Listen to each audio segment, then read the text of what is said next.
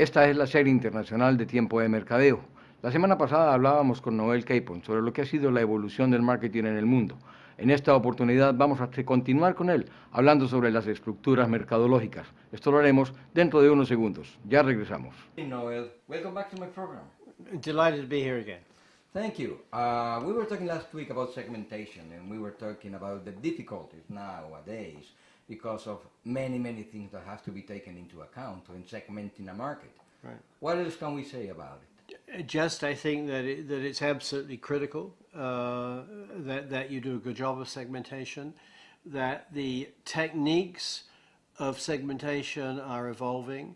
And one of the things that's changed over recent years is the amount of data that's available. People talk about this notion. But there is one question about segmentation, because one thing is segmenting before going into business, right, and a different thing is segmenting now or resegmenting now with all the changes that we have seen. Well, I think that segmentation is a job that's never finished. That you remember that there are two issues here. One is the segmentation process and getting segments, and then there's the matter of which ones to choose. So there are two things going on. First of all, even if the segmentation didn't change, you may decide to change with respect to which segments you target. Absolutely. That's one issue. But the segmentation itself is changing as people's lifestyles change, their incomes change, and on and on. And segment sizes change. So, for example, in the recession of 2008 and 9, people in general around the world had far less money, and so for a period certainly there were more people who were looking for, let's call it value products, let's call it a low price segment than there were before. And so that's just one change that hopefully we'll get out of. Let me mention an example that I just saw in your new book. Tylenol from Johnson & Johnson. You know, when Tylenol started, there was only one Tylenol. You remember? That's right. And then the problem back in last century with those tablets, or that they became poisoned and killed a lot of people. Now, how many Tylenols do we find in a drugstore, in a normal drugstore? 18. So that means segmentation is done at its job, because Johnson & Johnson is now offering 18 types of Tylenol. Right. You have the same pain. That's absolutely right. That and the issue for the company, the leading company, is that if you do not address the various segments that are there, someone else will come in and do it. So that when Tylenol has some overall product, as it had way back, and there are these issues of children, someone comes up with something for children. If Tylenol had not done that, they would have lost that position. Very important. Now, there are many examples of where leading companies lose position because they don't go after new segments. So it's an old example. It's very important. U.S. automobile companies used to dominate the U.S. automobile market. But there was a segment of people at the, let's call it the bottom end, who wanted a cheap car. Detroit did not think they could make enough money off small cars and didn't offer them. So in came first of all Volkswagen, and then the Japanese. And then the Japanese moved up market, right, up to ultimately to the Lexus and the Infiniti, and now Toyota is arguably the leading car company, all because of a segmentation decision that GM made back 40 years ago of not developing a car, although they actually had cars because they had the cars in Europe. They could have brought them up, but they didn't think they would make enough money off of them. Isn't that a high risk of line extension? Well, of course it's a line extension, and this is what makes for an interesting life and difficult decisions for managers. You want to only have a line that's long enough to address segments, but if you gets too long, then diseconomies build in. So the product line's got to be, quote, the right length. No one knows what that is. So that's something you've always got to keep on top of. And I often say to my students that being a marketing manager is like being a person that goes to Las Vegas or to Monte Carlo. You're making bets. You're making bets. Now, in Las Vegas, you're betting against the house, and the odds are pretty clear. In marketing, what are the odds? Well, they're less than 50% typically. But in marketing, what we try to do is get information and data, push the odds in our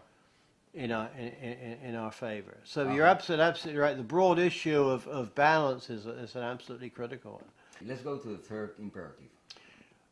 Okay, the third imperative is about strategy, and here there are a number of pieces. One piece would be the whole branding issues of branding strategies. There are a set of issues of what I call life cycle strategies. Of when you enter a market, you're going to be doing different things than you will when a market is more mature. But the real issue is one I call positioning, and there are 4 key decisions that the company has to make. First of all, who are the customer targets? Who are you going to place your communication efforts on? Notice when we talked about last week, we talked about the segmentation issue in automobile rental. If I'm addressing the business person segment, the customer target is probably the secretary. If I'm addressing the leisure segment, it may well be the husband or it may well be the wife. So who are you going for? Who are you going up against? The competitive target. And then what we term the value proposition. Why should that customer target buy from you or recommend you rather than the other guys? And the fourth one is the reason to believe. Why should the customer target believe that you can actually deliver on the value proposition? So those are the 4 key elements of positioning, which is really the heart of the strategy. In working about marketing plans, so many people are confusing tactics and strategies. Right. What could be the difference between a tactic and strategy? Okay. This is where we make the difference between what I call imperative 3 and imperative 4. Oh, so, okay. So let's transition then. Imperative 3, these are the strategic issues. Imperative 4 has to do with the market offer we put together. And there, many of your viewers will understand this notion of the marketing mix. It's the product decisions, the promotional decisions, the distribution decisions, the pricing decisions, and so forth. They are really tactics in the sense of the overall market strategy, but they support the value proposition. It's through those different tactical elements, if you like, that you're actually supporting the strategic direction of the firm. Okay, we're going to go to another commercial break and we'll be right back. Okay. Vamos a un corte de comerciales y ya estamos de nuevo con ustedes. Okay, back to strategies and tactics. So tactics, the 4th imperative, right? What's the 5th? The 5th imperative is to secure the support of other functions. And here the metaphor I like to use is... But before we go on, I would like to ask you, which do you think is the most important P of today? Promotion, which I mean is communications instead of... I'd rather use communications because when you say promotion, so many people get, confused. You're right, you're absolutely right. Yeah. Which one do you think is the most important now? I think it depends on... Because the discussion is if it is price, because so many people are saying that people are buying from price instead of value or whatever. No, I don't think you can say anyone is more important than the other in a general sense. You put them together as an offer. And often people say, well, we have a really pricing problem, for example, therefore price is more important. But when people say they have a pricing problem, they probably have a value problem. It means they're not delivering enough value in their product or in the distribution. Or a service to customer problem. Oh, that's right, could well be. And so the issue is what makes life difficult and interesting is that offer you put together has got to be better than the offer the other guys are putting together. And sometimes you'll win by having a better product. Other times you win by having better distribution. Other times you win by having a better price.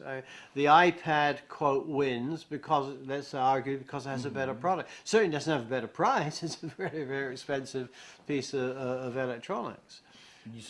John Maxwell wrote a book, and he said that marketing is depending 70% on communications.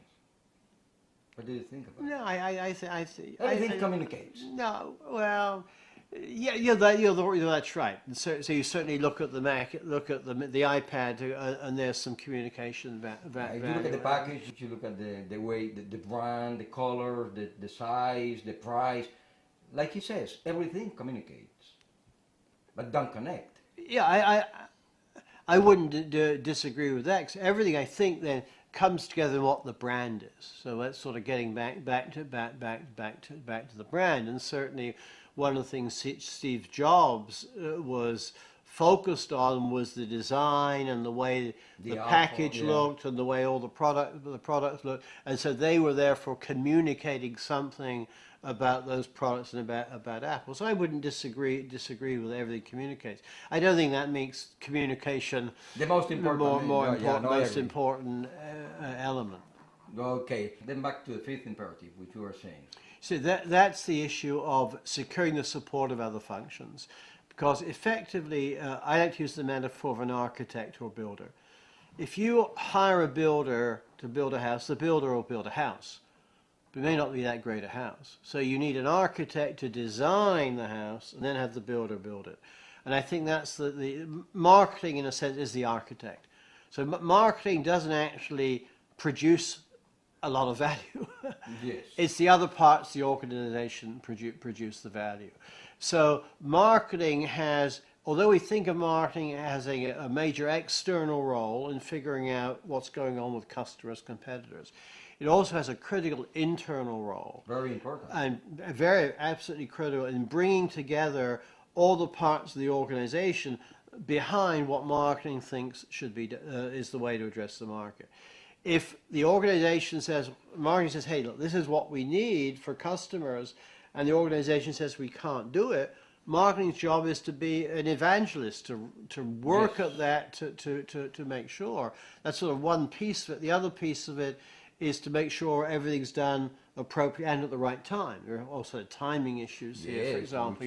It's a big issue. Big issue. Yeah, you don't want your advertising in June if the product doesn't appear on the shelves until August. When you were talking about the life cycle, those periods are becoming every day they are shorter and shorter and shorter. Going back to life cycle, that's critical. If you go back, let's say 15, 20 years ago, and you entered a new market, you could screw up, yes, regroup and come back, recover from that. Yeah. Recover from that. That's much less possible these days because things are moving much faster. It's partly the internet. It's partly new methods of transportation and package delivery services and so forth. So a lot of pieces there. But you're absolutely right. Shortening, no question. Okay, before we go to the sixth imperative, we're going to go to another commercial break, and we'll be right back. Great. Vamos entonces a una tanda de comerciales y ya estamos de nuevo con ustedes para el sexto imperativo. Ya volvemos. Let's go to the sixth imperative. Okay, well, the sixth imperative is what I call monitor and control. And there are sort of two pieces to this. First of all, in the marketing plan, the firm will lay out what it is they're going to do. So one part of the control system is, did you actually do what you said you would do? That's one part. The second part is you will have, in the marketing plan, have laid out certain benchmarks for sales and profits and so forth. Are you reaching those sales and profits targets? If you are, then fine, you keep on trucking. If you're not, you want to know early enough you can start making course corrections. And the term I like to use is steering control, where you monitor on a continual basis how you're doing against what you plan to do. Now, if you go back a few years, it used to take many companies a long time, often months, before they were able to match the results with what actually happened. Nowadays, that period is shortening so that companies can, in fact, react much more faster. So that's the sixth of the six imperatives. Yeah. What you have done is just about the same as describing a marketing plan, how to write down a marketing plan. That's absolutely right. Those are the areas you got to focus on. Okay, and now there is a question, because you just wrote the book and you are presenting a kind of a structure, a marketing structure. How do you think a customer can become loyal to a company or to a brand or to whoever? Okay, I think that by continuing to deliver value. Right the way through for every part of what the company does, it has to be concerned about the way the customer thinks about it. Because one of the things that happen. Do you really think a customer can become really loyal? Absolutely, yeah. There is another issue that goes on, and that's sometimes customers seek variety. But on the other hand, the company can deal with that issue by having multiple brands. But yeah, I think there are certainly many companies, for instance, let's take Amazon, for example. Of customers swear by Amazon. They just continually buy things because Amazon focuses very heavily on, puts customers at the center of everything it does, which goes back to the notion of this market orientation, where it's not just a marketing department issue, it's everybody's goal. And besides, when somebody goes to buy a book from Barnes & Noble, that doesn't mean that it's unloyal to Amazon, does it? So absolutely not. So when I talk about loyalty, I don't mean that 100% of your purchases will be there. Yeah, it's not the same as marriage, you know. That's right.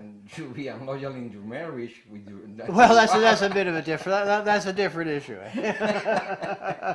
We could go there if you want. Maybe that's another program. Yeah, unloyalty doesn't mean that you can't go to some other store to buy from it. No. The bookstore one is very interesting because the book one. So Amazon is now very effective at delivering those books to you.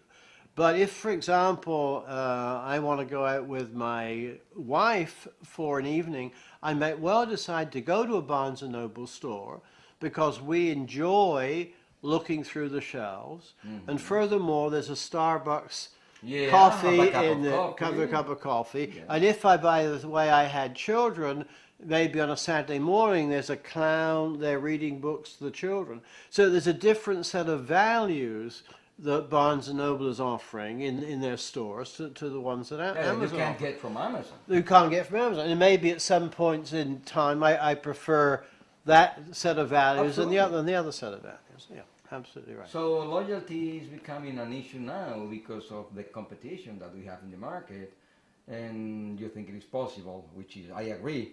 And we have to take into account that to maintain that loyalty is a matter of marketing because it has to be maintained. It has to be maintained. And one of the things we talk about these days is not so much what we sell to the customer this year, but something called lifetime customer value, where as we think about the company and think about its markets, we think about the revenues and profits we make from that customer today, plus next year, plus the year after. When you think in those terms, you start thinking, well, what should I do as a company to invest in those customers to keep them coming back to me? Kind of experiential marketing, like your colleague Bernd Smith says. Right, absolutely. To make sure that customer experience continues to be. But here's the problem for senior managers. And CEOs, if I come along to my top management and say, I want to put an investment in a factory or in a piece of plant and equipment, in general, if I've got a good argument, in general, top management goes along with that because they can see what they got. They can see this factory or they can see the piece of equipment. If I say I want to invest in customer experience, they can't ever see that. You can't see the customer experience. You can't kick it. So top management often has more difficulty investing in that sort of soft customer area than they do in hard assets. But if at the end of the day you've got to get customers, and that's what lets the company survive and grow and create shareholder value, you've got to be able to do that. Two more questions before we end the program. what do you think about the future of advertising? Because that's becoming some people say that probably advertising is in jeopardy now. I think that's probably true as regards traditional advertising. I mean, here's an interesting, may have this, not have the statistics quite right, but if you go back a number of years ago in the United States, if you wanted to reach, say, 70% of American families, you needed to be on just 3 channels, the major channels. Today, if you want to reach 70%, you probably got to be in 50 channels. You need a miracle. Yeah. So it's a different problem. The other thing, so you have a creative issue. The other issue in advertising that's become very important is in advertising you have the creatives and you have the media planners. Media planning has become much more important because if it's 50 channels or whatever the number is, that means that's a much more complicated job than it was a number of years ago. So I think that's one of the major changes that's happening in advertising. And then you throw the web in, which is not quite a traditional channel. So it gets very, very complicated. The other question is, what do you think about what they are doing with prices? I mean, discounting everything, a lot of promotions, sales promotions. What do you think about that? What I think is that competition is getting very tougher, and that's one way by definition. If you got some set of value and now it's a lower price, the overall value of the customer is greater. In general, I would advocate that you think about value. Firms should think more than anything else. More than anything else. At the end of the day, you may have to cut price. But if you cut price early on, then you do not have the profits in order to reinvest. Yeah, if you keep cutting price, that's a mistake.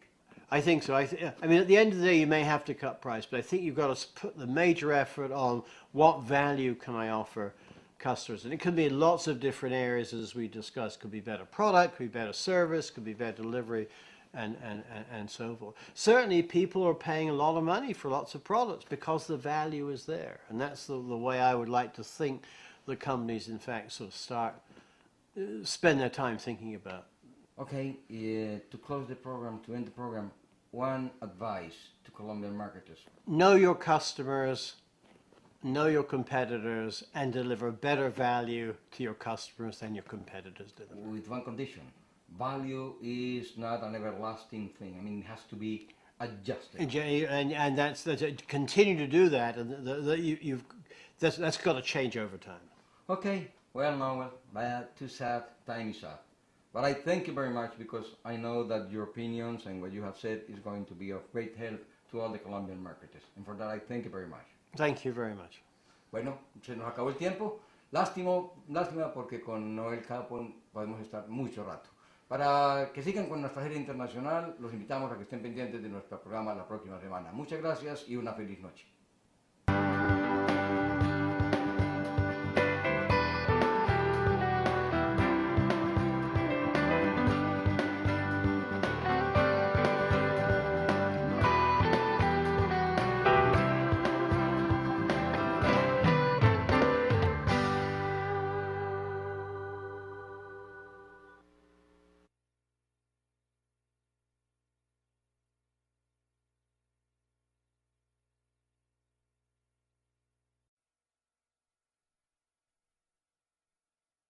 Esta es la serie internacional de Tiempo de Mercadeo.